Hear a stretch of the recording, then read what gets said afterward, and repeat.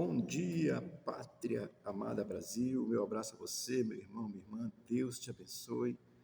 Hoje, 2 de outubro de 2025, quinta-feira. Pensei que já era sexta, aleluia. Mas é quinta-feira. Quero aqui trazer uma palavra de Deus para te abençoar. Mateus 5, versículo 43, 44, diz assim a palavra de Deus. Ouvistes o que foi dito: amarás o teu próximo e odiarás o teu inimigo. Eu, porém, vos digo: amai os vossos inimigos e orai pelos que vos perseguem. Oh, glória, né? Jesus é lindo. O capítulo 5 de Mateus está dentro do contexto do Sermão do Monte, tá certo? Que vai desde o capítulo 5 ao capítulo 7, ao Sermão do Monte.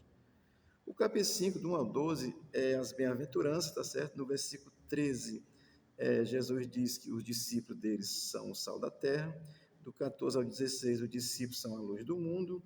Depois do 17 ao 20, ele vai cumprir a lei, falar que ele veio para cumprir a lei, tá certo? Do 21 ao 26, Jesus completa o que foi dito pelos antigos, ou seja, os antigos disseram assim, e ele diz: eu, porém, digo isso, tá certo? É completando, tá bom? E do versículo 27 ao 32, fala sobre adultério. Do 33 ao 37, Cristo ensina sobre o juramento, não jurar falsamente, tá certo? E do 38 ao 42, ele fala a respeito da vingança. Você não deve se vingar, não, tá certo? Cuidado, vingança não é de Deus. Do versículo 43 ao 48, ele trata a questão do amor ao próximo, que é o nosso texto de hoje aqui. Estamos vendo o versículo 43, 44 do capítulo 5 de Mateus. Vamos aqui ao texto. Versículo 43 diz assim: ouviste o que foi dito: amarás o teu próximo e odiarás o teu inimigo. Muito claro, muito simples, né?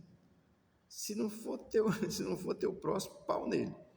Se for teu próximo, tu deve amá-lo. Isso é a lei, amado, tá certo? A lei judaica, ela tratava dessa forma mesmo, tá certo? Assim, se não fosse judeu ou prosélito, né, alguém que tivesse se incorporado ao judaísmo pela aceitação da circuncisão e tal, se não fosse judeu, aí era dente por dente, ouro por ouro, era o que a lei dizia. Quer dizer, um judeu só amava outro judeu, naquele contexto. E hoje o judeu também, ele é muito reservado, principalmente os ortodoxos, né, atualmente. Mas assim, essa era a lei. Por que Deus deu essa lei? Olha, no princípio era para ver todo mundo bem, mas o mal se estabeleceu no mundo através da queda de Adão. Caim e Abel cometeu o primeiro homicídio, né, matou o irmão, que é outro nomezinho que se dá, mas matou seu irmão, e aí começa o problema por causa da queda de Adão e Eva, tá certo? Mas no princípio não era assim, porque o princípio de Deus é para que a humanidade vivesse bem, em relação com Ele, em contato com Ele, falando com Ele, conversando com Ele, agindo conforme a vontade dEle, porque Deus só faz o que é bom. Até quando dá uma surra num, é bom porque Ele está ensinando, tá certo? Ou aprende. Então, ouviste o que foi dito, né? Amarás o teu próximo e odiarás o teu inimigo. Está lá na lei, dizendo essa realidade. Então, o problema foi a queda de Adão, que separou o ser humano de Deus, e a separação do ser humano de Deus trouxe problema.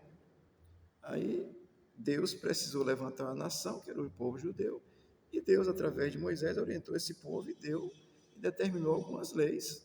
São muitas, viu, para cumpri-las, são 600 e alguma coisa, você está certo? Então, esse é um código dado ao povo de Deus que foi levantado para ser exemplo, que é o povo judeu, e não deu muito certo, porque precisou Jesus vir. Amém? Portanto, Cristo ele vem com a sua pedagogia. A pedagogia de Cristo é o porém, certo? O Alexandre de Moraes diz assim: a lei diz isso, agora eu, porém, digo isso. Só que o dele é do mal, é maléfico, é diabólico, tá certo? Entender isso, estou só contextualizando, tá bom? Mas assim, Jesus vem nesse contexto e diz: olha, a lei está dizendo um negócio aí, vocês estão esquecendo que o princípio básico de Deus é o amor. É impossível Deus não amar, tá certo? Portanto, aí Jesus vai dizer: eu, porém, vos digo. Esse porém de Cristo, ele é extraordinário. Por que ele é extraordinário? Olha, é importante, amada, nós compreendermos que assim, o princípio central, básico da Bíblia para a humanidade é que a gente vive em paz com a gente mesmo, com o próximo e com Deus. E isso não vive se não tiver amor ao outro, se não quiser o bem do outro. As pessoas, por causa da ganância, isso é a queda, o espírito do mal está operando na humanidade. Aqueles que se convertem, a Bíblia diz que recebe o Espírito de Deus e agora age pelo Espírito de Deus. E aí precisa voltar isso aqui, precisa estar dentro do porém de Jesus.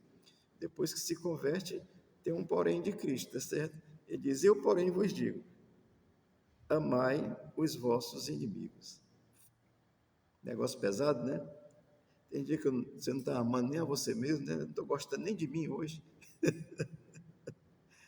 mas isso está errado, tá certo? Porque o primeiro mandamento do Senhor é amar a Deus sobre todas as coisas, e o segundo, que é semelhante ao primeiro, é ao próximo como a ti mesmo. Então, a gente tem que se amar para poder amar o próximo. Se você não está se amando, tem alguma coisa errada com você, tá certo? Goste-se, não é aquele negócio de apaixonar-se por si mesmo, não. Mas é gostar de você. A sua vida é importante para Deus.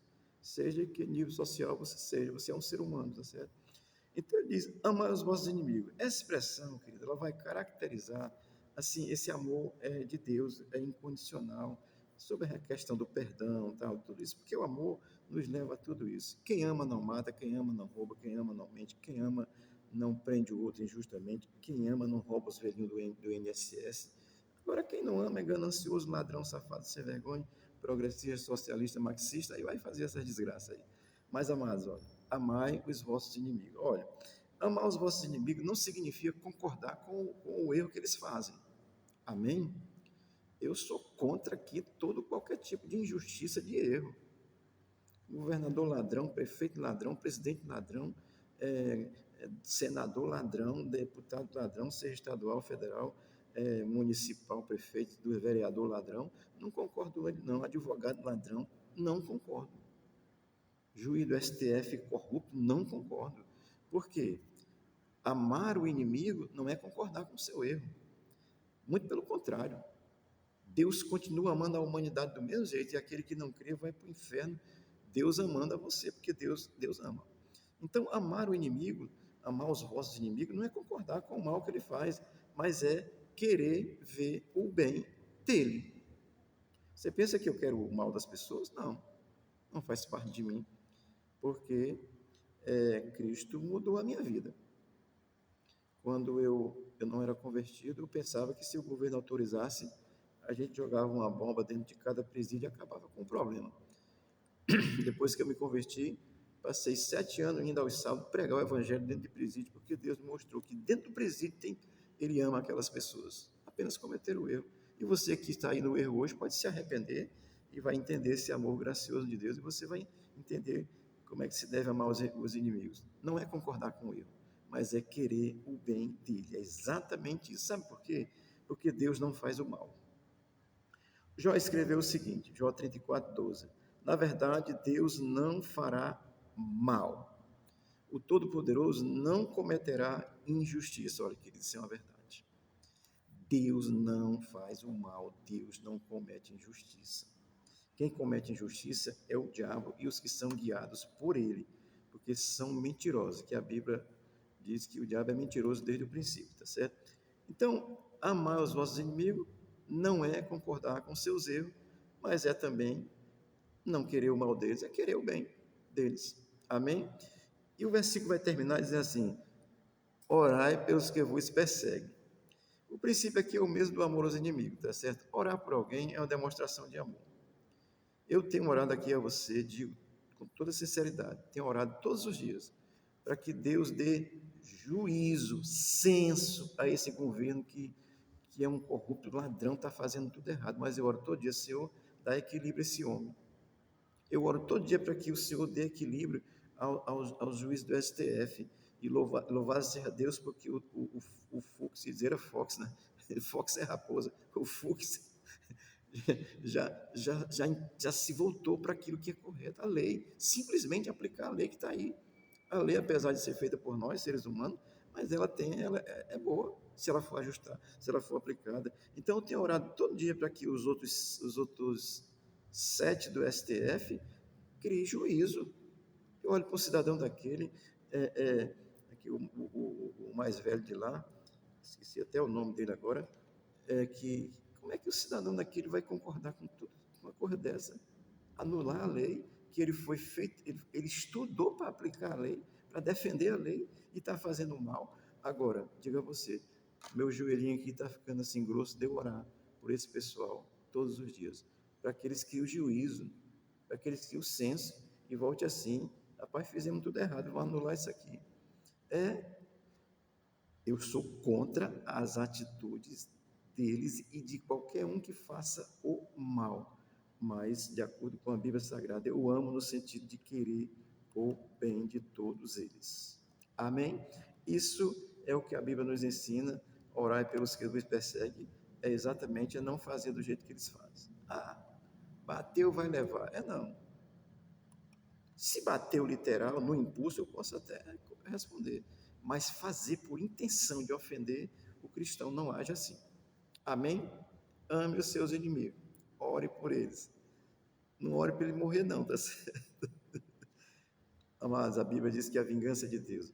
O cristão sabe disso e não se preocupa com isso. Agora, o cristão, um genuíno cristão, ele jamais concordará com o erro, mas também jamais irá fazer o mal a alguém ou orar para que o mal aconteça, porque quem faz isso é do outro lado, é do diabo. Quem é de Cristo jamais fará ou agirá assim. Então, portanto, Jesus, o porém de Cristo é extraordinário. Amém? Ele não muda a lei. Ele traz o que era no princípio. O princípio Deus criou para viver bem, querido. O negócio é que Adão e Eva deram ouvido a Satanás, e aí o negócio complicou. Quando você dá ouvido ao diabo, e eu não tenho dúvida, nosso governo é satanista, eles estão aí, fazem macumba, o diabo, quatro, mas maior é Deus, aquele a quem nós servimos e estamos orando, e o Brasil haverá de ser abençoado, porque nós queremos o bem, inclusive dos que fazem o mal. Amém? Deixa eu encerrar lendo Romanos 12, 21, que Paulo diz assim: não te deixes vencer do mal, mas vence o mal com o bem. Isso não é covardia. Pelo contrário, se eu for ofendido e a lei me der direito, eu vou procurar na lei. Se realmente estiver, se não fizer sentido, mas mesmo assim, não vou odiar quem me ofende. Eu devo amá-lo, porque isso é princípio bíblico. Isso é coisa de crente. Nós amamos a quem faz o mal no sentido de querer o bem a eles. E estou lhe ensinando isso. Pastor, é fácil? Não. Mas, se você nasceu de novo, isso é o que a Bíblia nos ensina. É o porém de Cristo para aquele que é convertido. Deus te abençoe, te dê uma boa quinta-feira. Nós teremos aqui hoje ensino da palavra de Deus. Nós interpretamos a Bíblia pela Bíblia. Lemos o texto e buscamos a compreensão. Se você quiser vir aqui discutir conosco, estamos falando sobre as coisas dos finais dos tempos, tá certo? Sobre escatologia, né? Sobre a vinda, a volta de Jesus. Esse negócio que ainda vão acontecer. Deus te abençoe, tenha uma boa quinta. Deus abençoe o Brasil. E o Senhor, na sua infinita graça e misericórdia, dê juízo às autoridades brasileiras para que eles façam a coisa certa. Amém? Deus te abençoe, abençoe a tua casa e a minha também, em nome de Jesus. Amém.